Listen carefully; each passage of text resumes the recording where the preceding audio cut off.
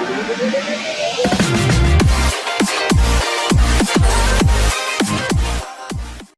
to the Q4FY18 earnings conference call for Cholamandalam Investment and Finance Company Limited. To discuss the financial performance of Chola and to address your queries, we have with us today Mr. N. Srinivasan, Executive Vice Chairman and Managing Director, Mr. Arun Alagappan, Executive Director, Mr. Arul Selvan, Executive Vice President and Chief Financial Officer, Mr. Ravindra Kundu, President and Business Head, Vehicle Finance, and Mr. Rohit Phadke, President and Business Head, Corporate Finance, Home Equity and Home Loans.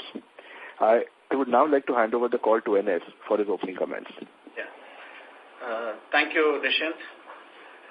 Good morning, friends. I have great pleasure in presenting you the financial year 17-18 performance of our company. At the outset, I'm happy to state that the company ended the year with its highest ever disbursements and profits, preceded by a spectacular performance in Q4.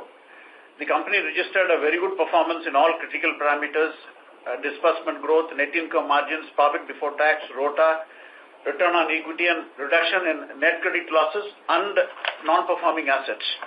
I'll be presenting the company performance first, followed by the performance of vehicle finance, home equity, and other highlights. I will also be providing comparative data with reference to the performance of last year. Comparative performance figures with reference to Q3 of current financial year can be separately provided. Company performance. Q4 performance. The company had yet another stellar quarter with highest ever disbursements and profit before tax per quarter. Disbursements for the quarter were higher at 8,007 crores, registering a growth of 54%, and profit before tax for the quarter was at 439 crores, registering a growth of 30%. The vehicle finance business grew by about 55% in terms of disbursements and 62% in terms of profit before tax. The home equity business grew disbursement by 48% and PBT by about 35%. I'll go to the full year performance. Aggregate disbursements for the year were higher at 25,114 crores compared to 18,591 crores, registering a growth of about 35%. Assets under management grew by about 25% at 42,879 crores compared to 34,167 crores in FY17. Total income for the year was higher at 5,425 crores against 4,660 crores, recording a growth of about 16%.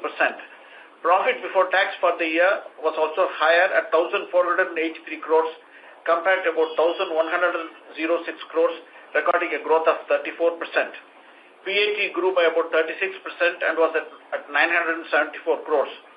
PBT ROTA for the year was at 4.6% compared to 3.9% achieved last year. For the first time, PAT ROTA crossed 3% mark. Return on equity moved up to about 20.69% as against 18.07% last year at the same time. Consolidated PAT is at 976.46 crores and grew by about 36%. We also added about 170 branches during the year, taking the total tally of branches to about 873. The highlights of this year's performance is a reduction in non-performance assets.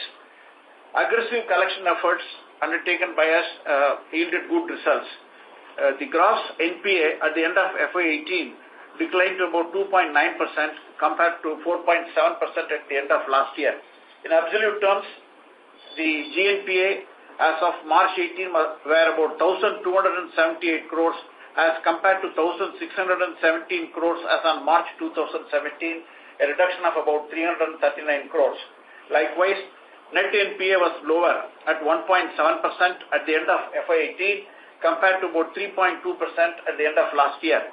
Provision coverage ratio improved about 43.5% as compared to 31.6% last year.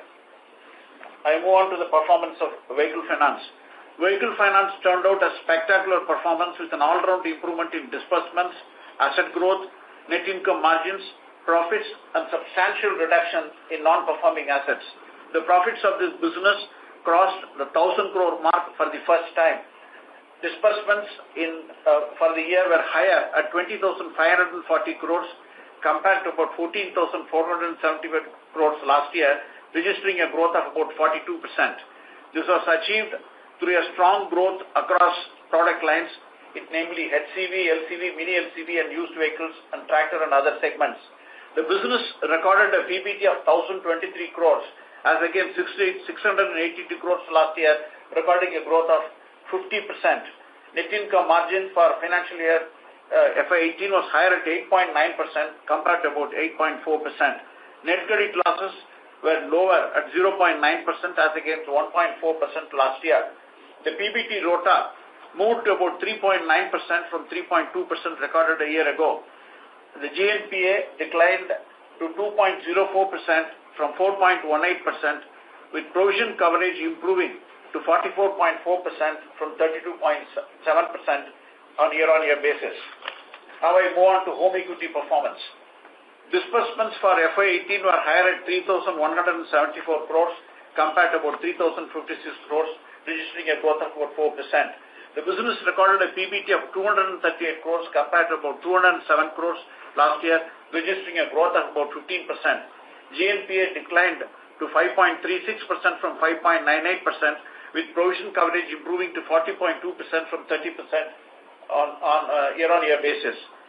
In this business, the recovery proceedings under SARFAESI and also the execution of several arbitral awards are in advanced stage in many cases, and we expect most of these cases to be resolved in the current financial year. On the whole, it was a very satisfying, good performance by all the divisions. Capital adequacy ratio at the end of FY18 was comfortable at 18.33%. Tier 1 is about 13.2%. Me and my colleagues would be happy to answer questions. Thank you. Thank you very much, sir. Yeah. Ladies and gentlemen, we will now begin the question and answer session. Anyone who wishes to ask a question may press star, then 1 on their touchtone telephone. If you wish to remove yourself from the question queue, you may press star, then 2. Participants are requested to use handsets while asking a question. Ladies and gentlemen, we will wait for a moment while the question queue assembles. To ask a question, please press star, then 1.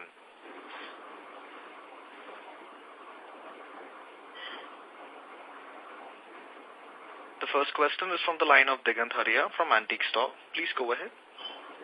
Yeah, congratulations to the whole team on a great set of numbers. Sir, we've closed this quarter at literally 23.6% ROE. So this is probably the highest that a vehicle finance company has gotten in the last 5 years. So congrats on that.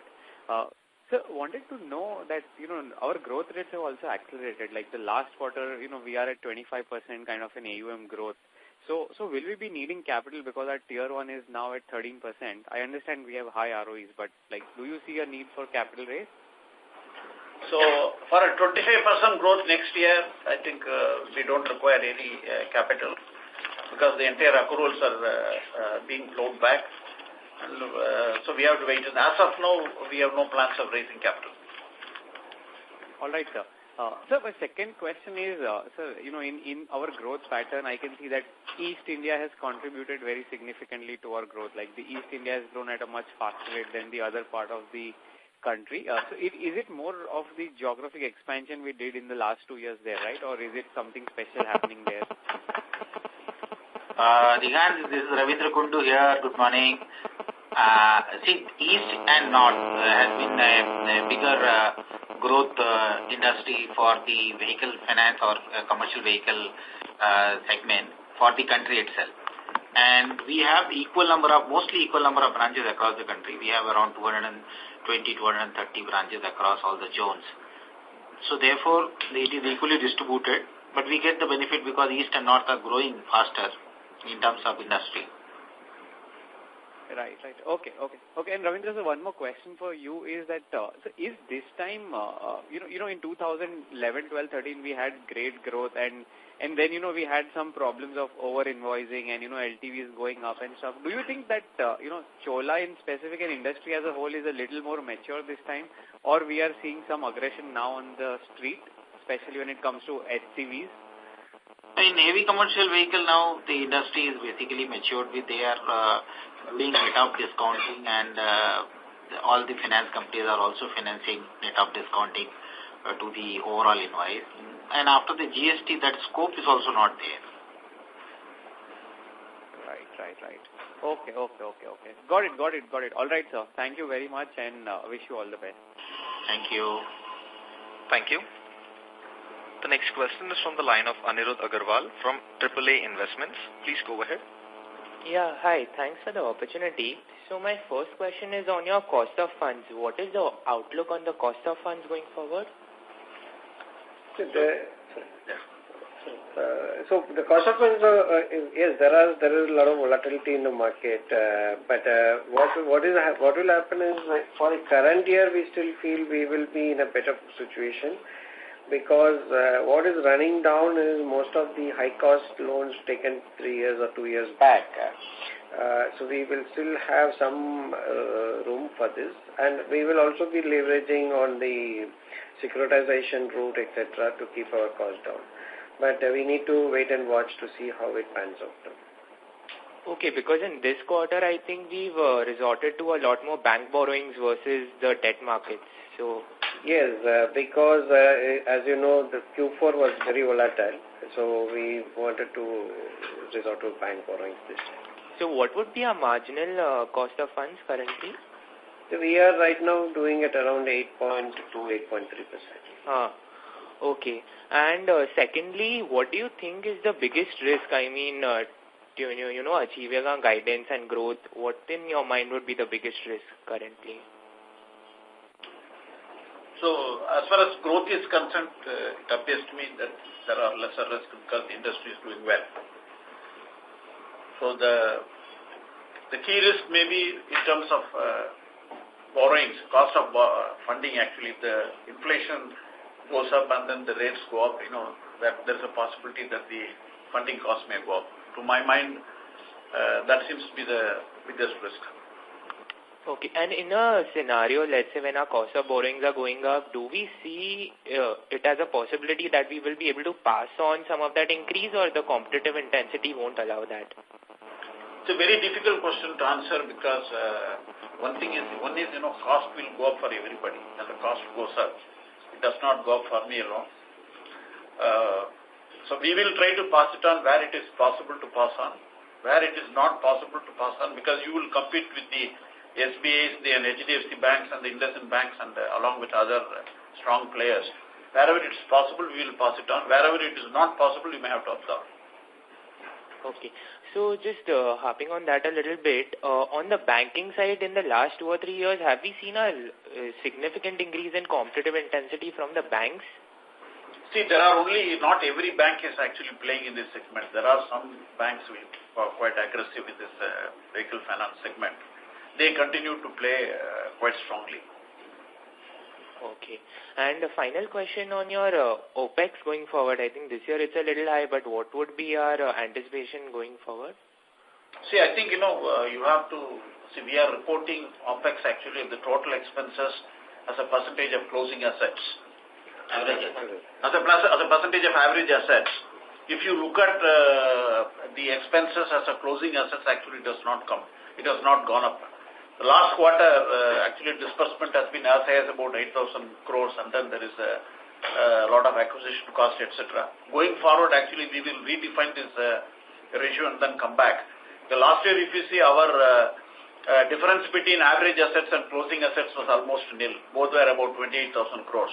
So this year, our average assets are 32,000 crores, closing assets is 37,000 crores. So actually, we didn't want to just change this right now at this point, since we have been reporting like this. So OPEX is under control in my view. Okay. And sorry, one final question.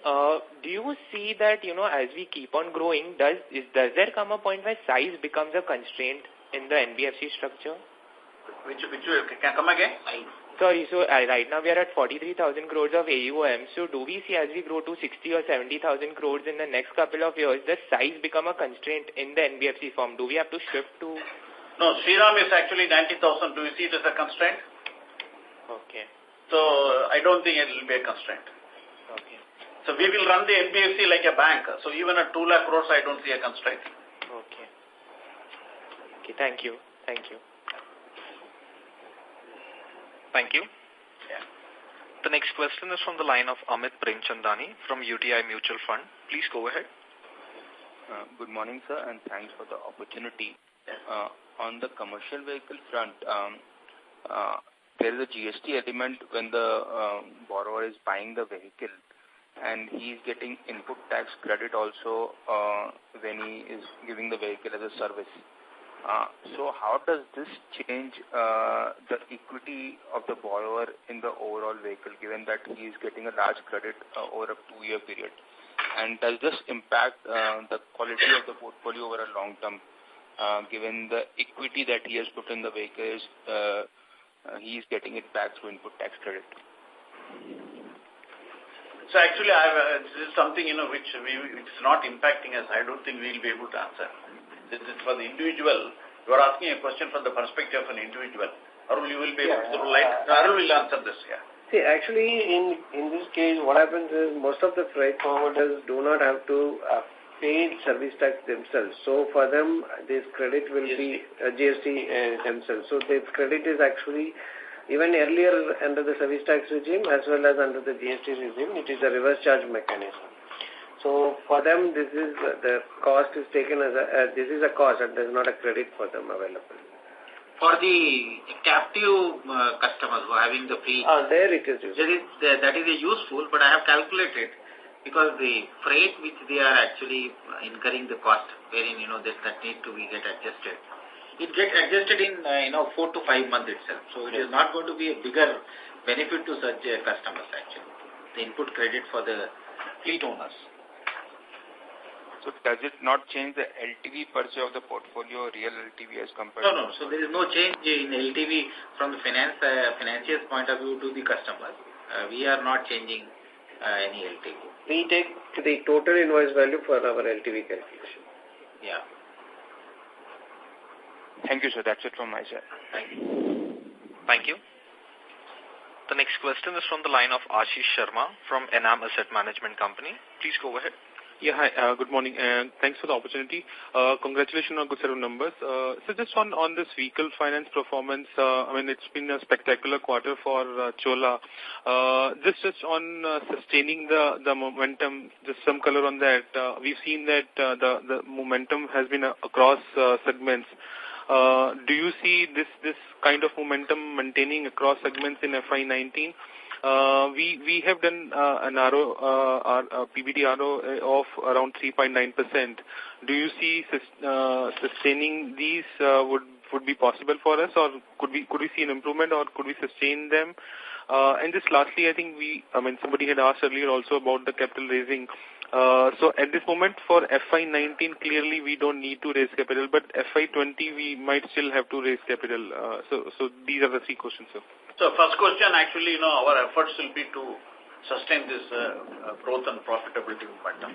At this point of time, I can say that our efforts will be to maintain this. So second is, so for the following year, whether capital required, it is too early to say. So 18, 19, you yourself said, there is no capital required. 19, 20 will require or not, it is too early to say. We'll have to wait and see. Okay, and on the PBT ROA, performance for vehicle finance business, do you think that we can sustain that? Our efforts will be to sustain that. Okay. So just on the segment-wise, what are the segments where you think that the momentum is structural and will sustain? We've seen that CV segment has done well. So, do you see these kind of segments will sustain the momentum for Chola? So CV industry, as you know, in 17-18 has grown by about 20%. And yes, sir. If you speak to the OEMs, they are talking of the same or bigger growth number for the next 3-4 years. So, okay. So similarly, construction equipment also has been growing, and tractor industry also has grown. Then we are into not only into new vehicles, we are also into used. There are several levers, several segments. I think therefore growth should not be an issue. Okay, perfect. Thank you. That will be all, sir, and all the best for the next quarter. Thank you.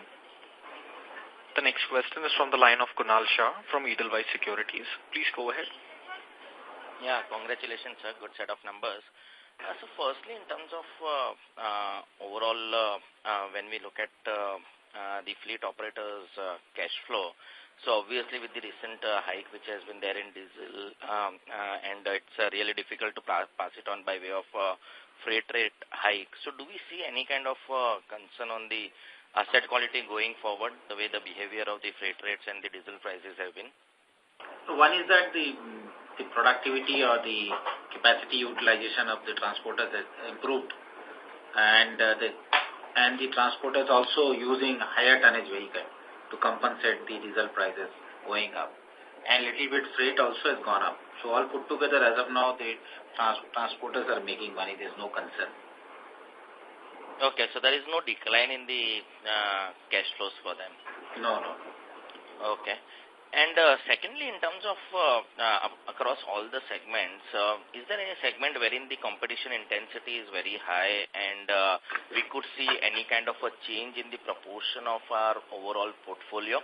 So either be it maybe a higher competition or maybe the opportunities which are coming in because of the replacement demand, either on the refinancing or the older vehicles. So do we see either the older vehicle and refinance proportion also going up from, say, 26% as of now?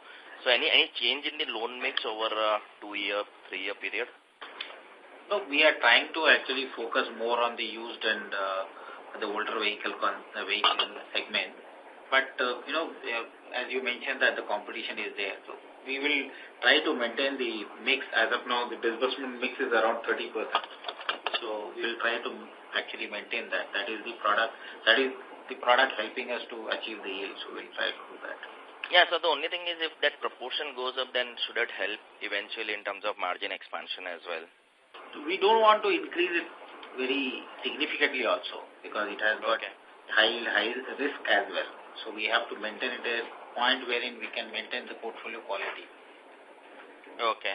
And amidst this entire growth which is coming in across the players, are we seeing any kind of a dilution in LTV or underwriting? Maybe there is a pricing war, but has there been any kind of an increase in the LTV? Maybe so on chases, obviously it was 100%, but now on body also it is moving up. Are we seeing that kind of a trend?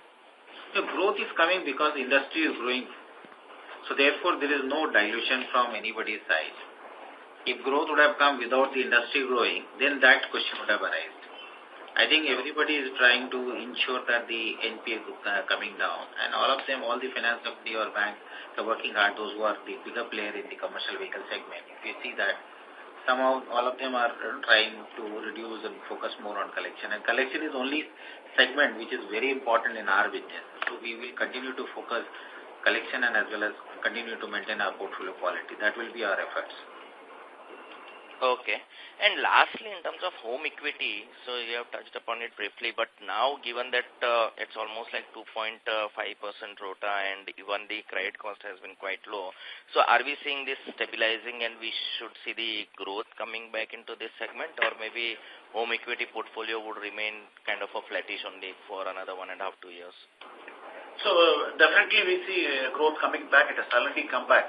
We see the Q4 disbursements have crossed about 800 crores actually. And we have also, if you see the OPEX cost this year may be slightly higher because we have taken more people now.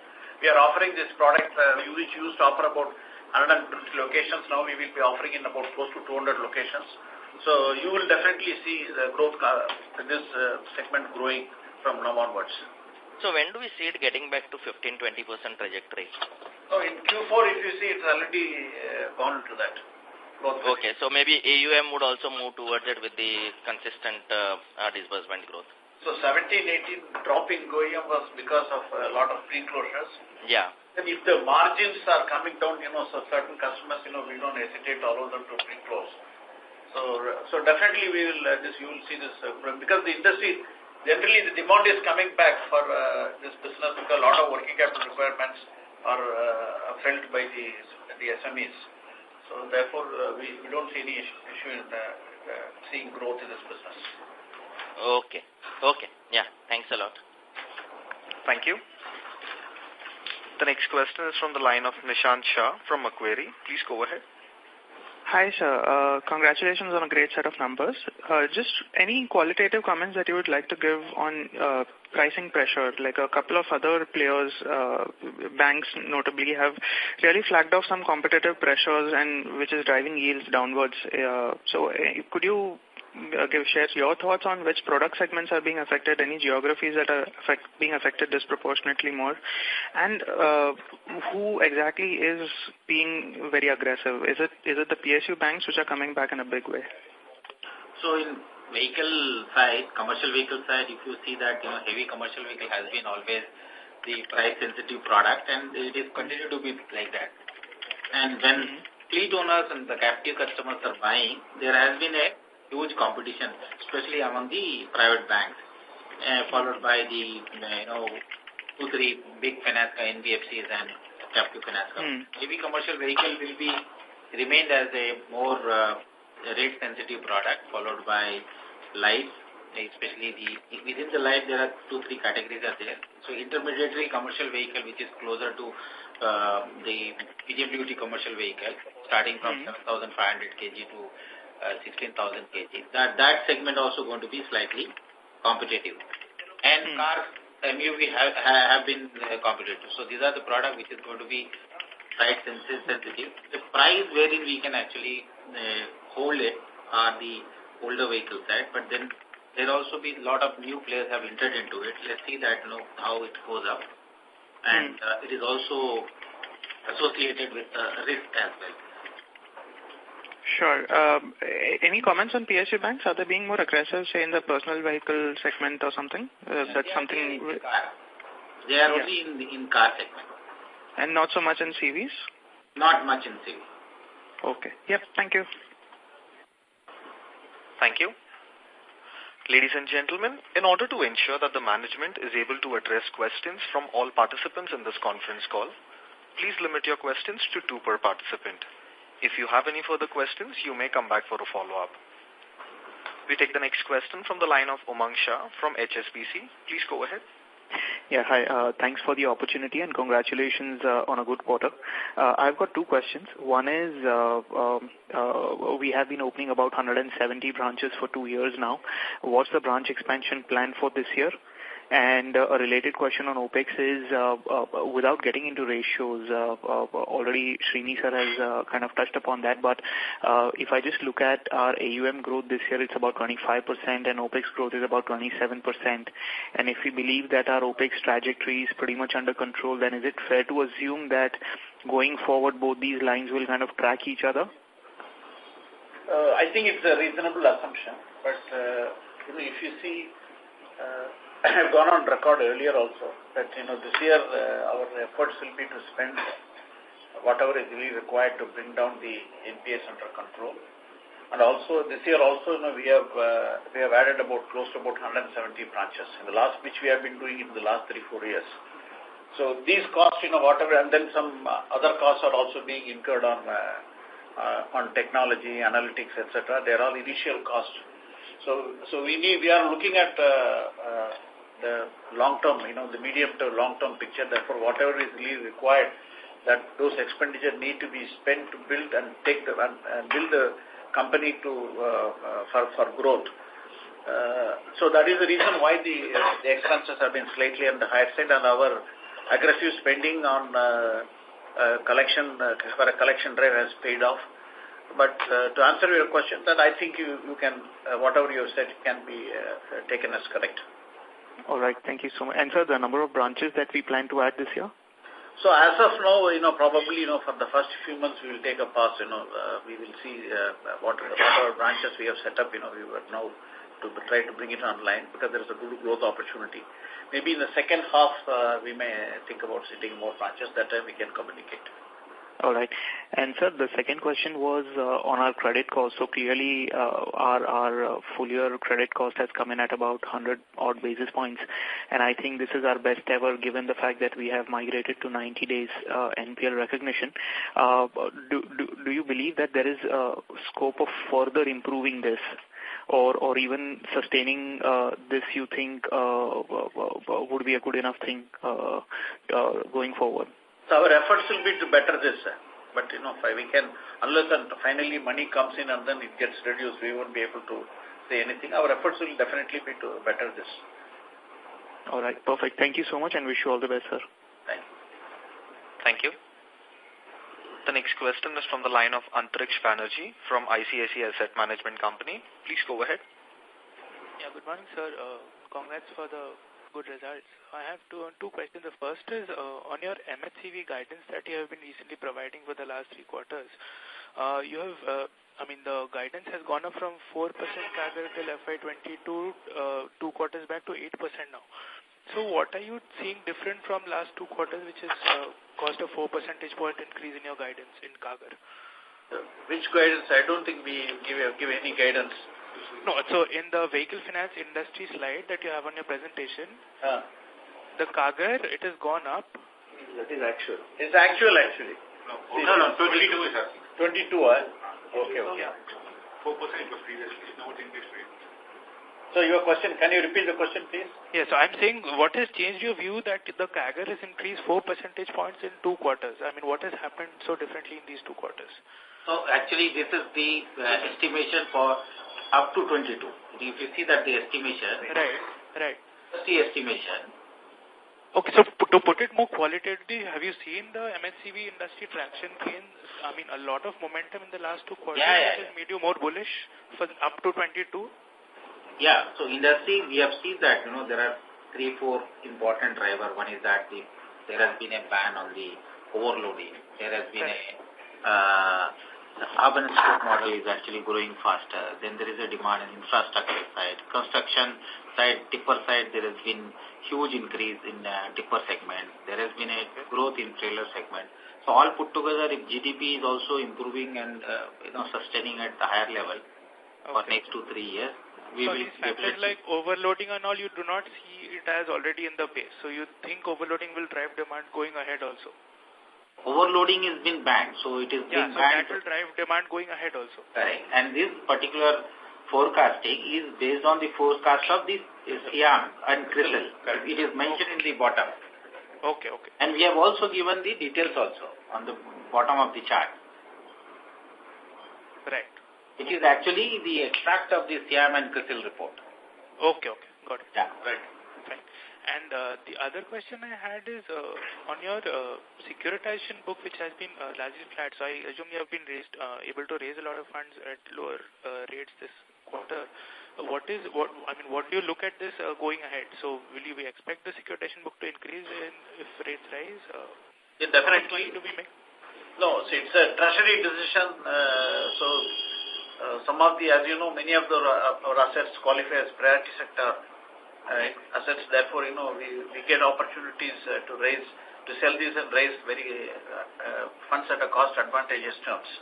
Right. So we might probably do about 20% of our requirements, our borrowing 20 to 25% we can look at from securitization. Okay. And how much you typically make on a securitization? How much? How much do we typically make on a securitization? What spread? Around 100 bips to 150 bips, depending on the nature of asset. Okay. And the last point is, what is our employee count as of now? We don't give this number. Okay. Yeah. Okay, thanks.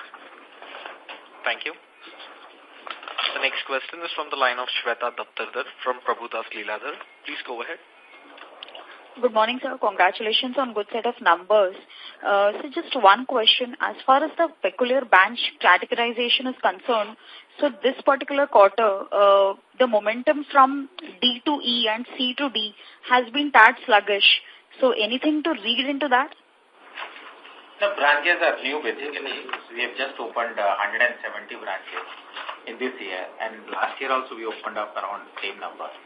So because of that only, that's the reason we are slightly taking some more time to wait for these new branches to come up and start delivering up to that. And then only they will move to E to D and D to C. Our objective or focus will be to convert most of the branches from E to D and D to C. And that is going to be this year target for us. Just one more question, if I may squeeze in. So, as far as home equity GNPAs are concerned, so we started around 6% a year ago. We've come down to 5.4%. So, also understand the fact that NPA resolution there takes a bit longer. But where do you see this GNPA number on the headline front going to? So, how is it possible to exactly predict this? So, you yourself answered it's taking time. So, whatever, I have said in the opening comment also that, several cases are in advanced stage of resolution. So, it can go down by 1%, 1.5%, or even 2%. It's possible, depending upon how speedily we are able to resolve this. So you cannot quantify exactly, where... Exactly. I mean, definitely there will be a decline on this front. And that is sure. That's sure. Okay. That helps, sir. Thank you. Thank you. A reminder to the participants to please limit your questions to 2 per participant. For any further questions, you may come back for a follow-up. The next question is from the line of Hiten Seth from HDFC Securities. Please go ahead. Hi, good morning, and thanks for the opportunity, sirs. I have more of a qualitative question which has been partly addressed in one of the earlier queries.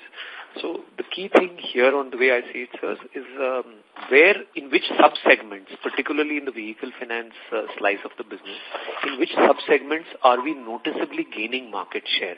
That would be a very important, qualitative data point to have. Hi, good morning, Dipanji. So, good morning. In commercial vehicle, we have been major player in light commercial vehicle and small commercial vehicle.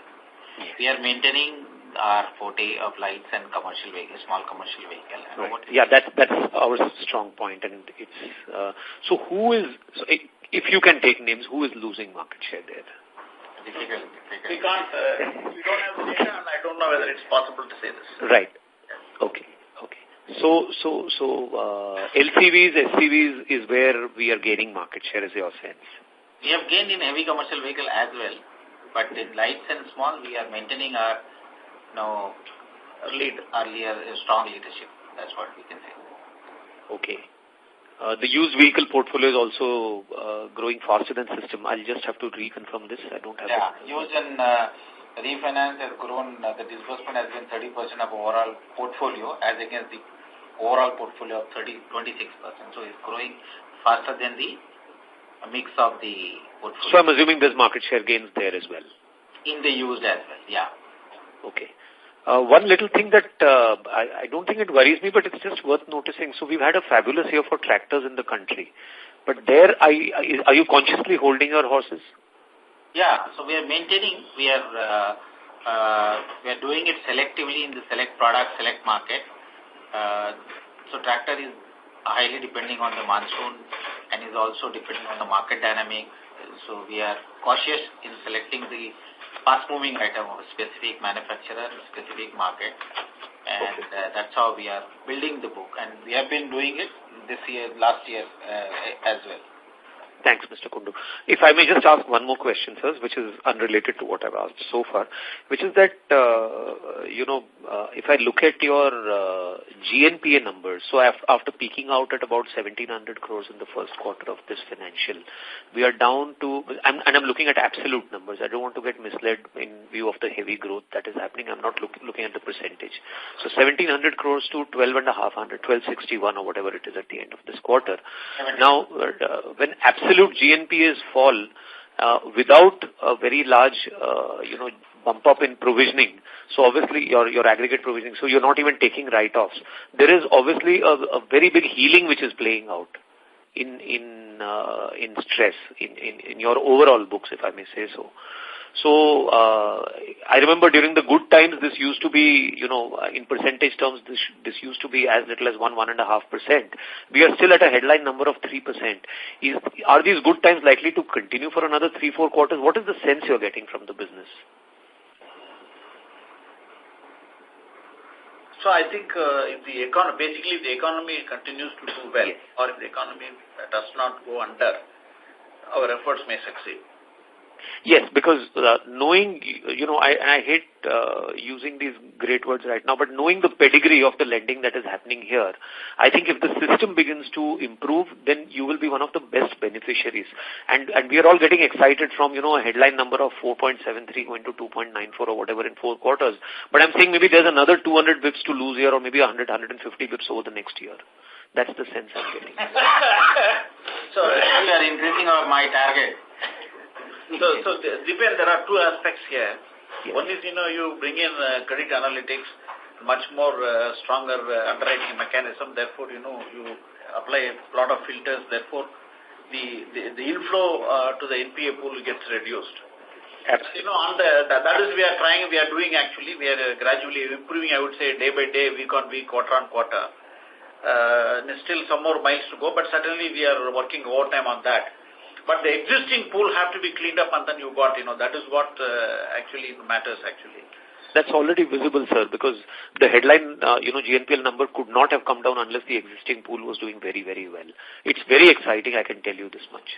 Thank you. Thanks. It gives a lot of encouragement for us to depend. And so one last thing, I'll take a small liberty here, which is that you have already said that, vehicle finance is not a business where, you're going to feel that you've hit all that you could have hit or even that you are partly penetrated into this market. And there's many, many more years of growth to come. But beyond vehicle finance and home equity, are you seriously looking at other fat verticals to enter into, even if in a small way over the next 6 to 12 months? No. Okay. Thank you. Much appreciated, sir. Thank you. A reminder to the participants to please limit their questions to 1 per participant. For any further questions, you may come back for a follow-up. The next question is from the line of Ankit Chaudhary from Equirus Securities.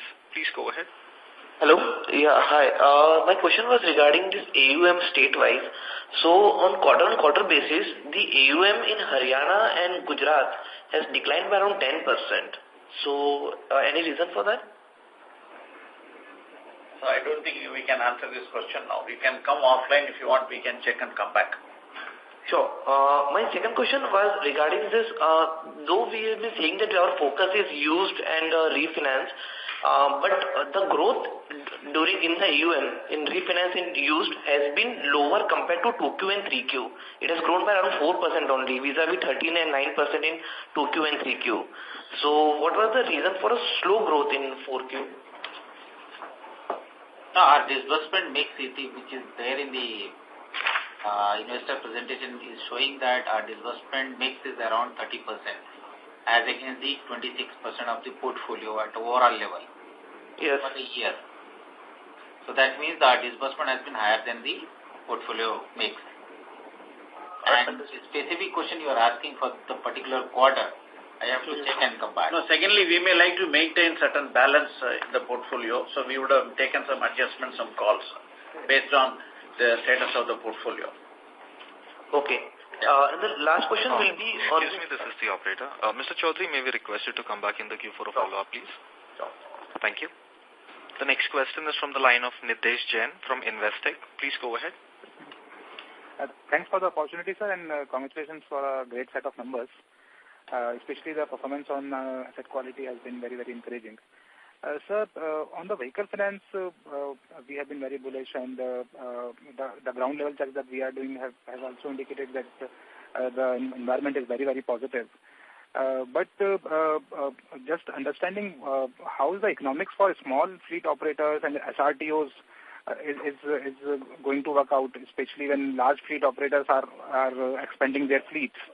And also we have not seen increase in freight rates despite increase in diesel prices.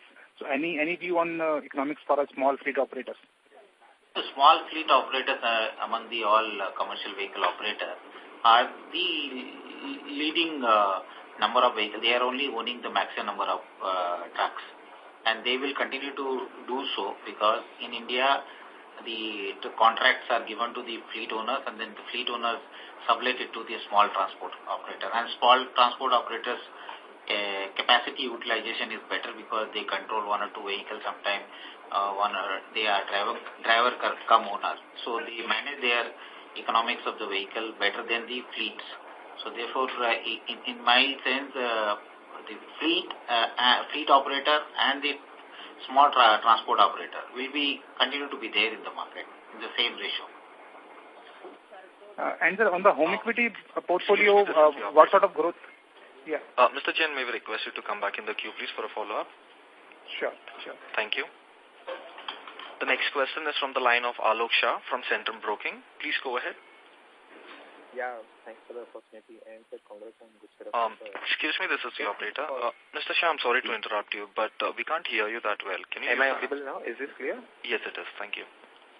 So just a follow-up to the last question on small fleet operators. When you look at this monthly data which is reported by SIAM, we have actually seen a strong surge in 7.5 to 12 tonnage segment. What could be the factors attributing to that increase? And that's a very big increase, even keeping aside the March number. That is the vehicle comes under the light commercial vehicle, known as ICV, intermediate commercial vehicle. And due to the hub and spoke model growing, and after the GST especially, and due to the pent-up demand also, the light commercial vehicle sales has gone up significantly. There has been a drop in sales in light commercial vehicle in last 3-4 years, which is actually now getting covered. And as if you see the Crystal and Siam report, which we mentioned in the light commercial vehicle segment, it will further continue to grow in this financial year as well. So this is more coming under the light commercial vehicle segment and not under MNSCV.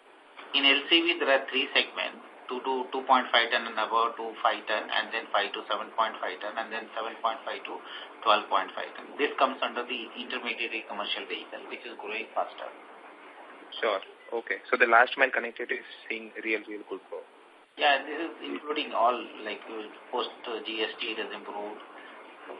It is actually given in the our investors presentation, all the reason for improvement in the demand. Sorry, understand. I'll look into that. That's it. Thank you so much, sir. Thank you. The next question is from the line of Pallavi Deshpande from Smart Karma. Please go ahead.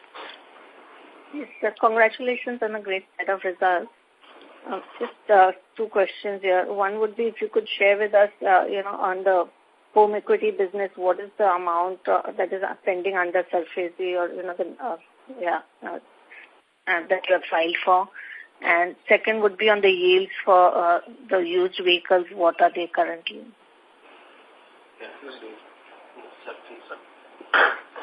So, about 40% of the total value of our GNP is eligible for SARFAESI. So, major chunk of our GNP is eligible for SARFAESI, where the SARFAESI process is at various stages. It's a long. There are various stages in that. So, about 40% of the GNP is eligible. Right. So used or older vehicle, we saw that it is growing in line with the new vehicle sales because the transport operator who is changing his vehicle from say 31 ton to 38 ton, he is selling it, and then the older vehicle transport operator is also changing his vehicle. So there has been a demand for higher tonnage vehicle. Both new and old vehicle customers, they are changing it because there is a need for higher tonnage vehicle, because there is a increase in diesel prices and customer also need to increase the productivity, efficiency, and especially the cost of operation. So both the businesses, whether it is new or used, is actually improving for the same reason which is mentioned in our investor presentation. And so would it be possible to share the yield on the used vehicle? How much is it? It used to be 22%. So we don't share the segmental data. Okay. Right. Thank you so much. Thank you. The next question is from the line of Paresh Jain from Bajaj Allianz. Please go ahead. Yes, sir. Just as a follow-up, did I hear you correctly that you said that when you're speaking to OEMs and all, you expect the MHCV industry to grow by 20% in FY19? No. Not at all. We mentioned that in our presentation that for FY22, as per the CRISIL and SIAM report, they are expecting CAGR growth of 8%. 8. Right. No, but you also said that FY18 the growth has been 20%. Yeah, overall CV. Right, overall CV. Overall CV. It includes heavy commercial vehicle, lights and small commercial vehicle, and the last year the growth was 20%, and OEMs are expecting that next 2-3 years is going to be very good for the CV industry. Okay. They are bullish. Which is a similar growth rate trend, that means. I mean, they are saying that. This is up to them. Fine. Thank you. Thank you. Next question is from the line of Banti Chawla from B&K Securities. Please go ahead. Thank you, sir, for taking this opportunity, and congratulations on a good set of numbers. My two questions are, first, as you said now, you are bullish, or you have said home equity is back to normalcy, and in FY18 that has not have supported too much on the growth path. But in FY19, home equity comes into the picture. So can we say the 25% AUM growth in FY19 should be more than 25% growth as well? And my second question is, as you in last 2-3 years given the SARFAESI numbers on the home equity part, are we seeing any recovery from that in Q4 because the headline numbers on the home equity has declined by 60 bips on a Q-on-Q basis? Yes, you're right. That is the reason why we see a decline in GNPA, and that is the reason why we are saying that GNPA will further go down as we see more resolution because of SARFAESI. So can you share the number of that recovery in Q4 we have seen on the home equity part? I don't have the data as of now, but I can share with you offline. Okay. So on the first part, on the AUM growth part, sir. Yeah, on the second part, yes, the disbursements will now grow by, we'll be back to about 15 to 20% growth in disbursements this year. For home equity? For home equity. Okay, and vehicle finance will sustain a similar growth? We'll try our level best. But depending on industry. So overall we can say plus 25% growth for FY19. You can take, yes. Okay. Thank you, sir, for that. Thank you. Thank you. The next question is from the line of Jignesh Shial from Emkay Global. Please go ahead. Yeah, hi, and thanks for taking my question. Just two questions. Firstly, on the used vehicle segment side, the demand is rising for the which year bucket? So is it 8 years old, 10 years old, 15 years, 12 years old? Where exactly you are seeing the demand is coming up, or incremental demand has been rising? It is below 10 years. It is between 7 to 10 years. Below 10 years, 7 to 10 years you're saying, right? Yeah. Okay. And the second question would be, again for the used one, which tonnage which tonnage vehicles are basically are more into demand right now? Is it the same LCVs or it is more towards MHCV? Or the trend is similar to the new vehicles? Almost similar to the new vehicle, but obviously earlier the trend was in new vehicle 25 tonners were higher. So now 25 tonners vehicles are getting sold to the market as a used vehicle. Okay. And after that it will actually go to 31 tonners.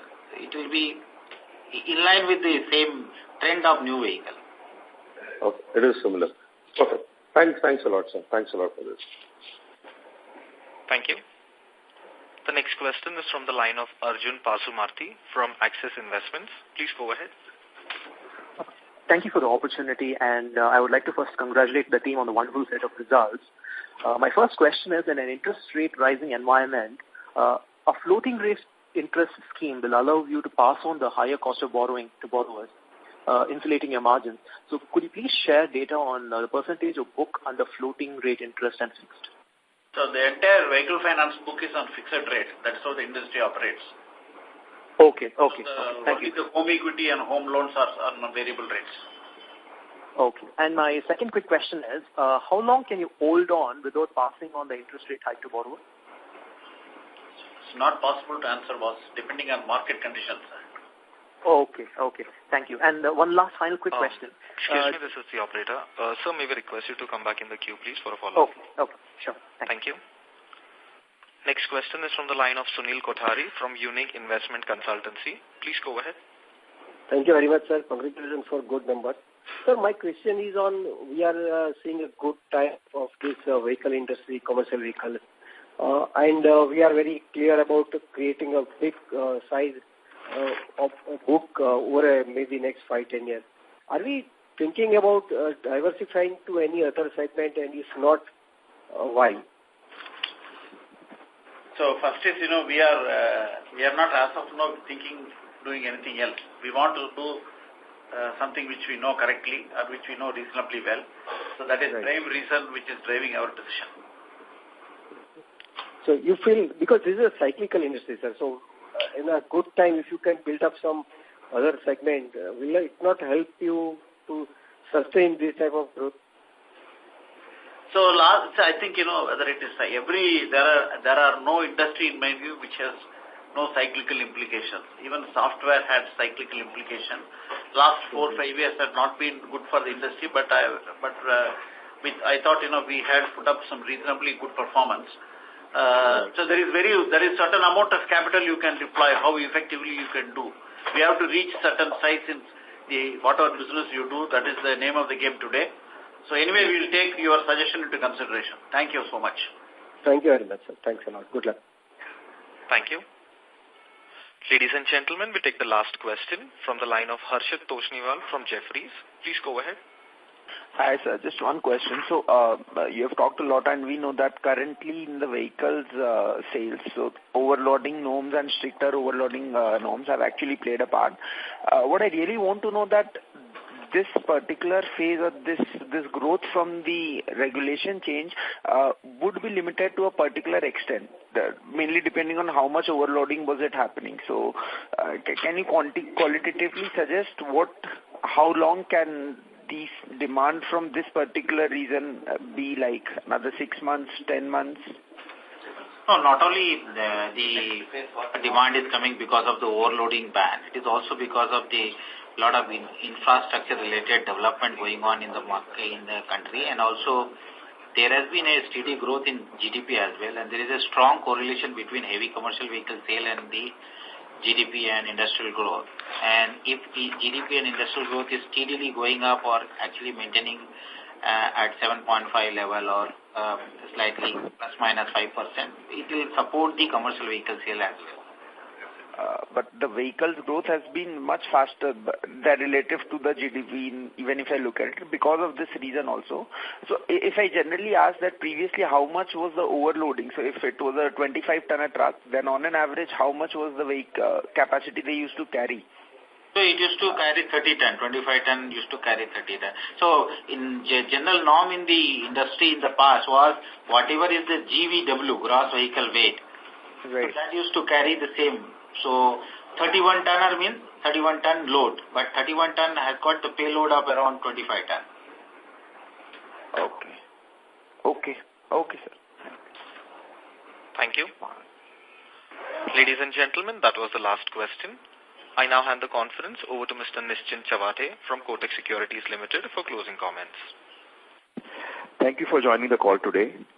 We thank the management for giving us an opportunity to host the call. Thank you. Thank you, Nischint. Thank you.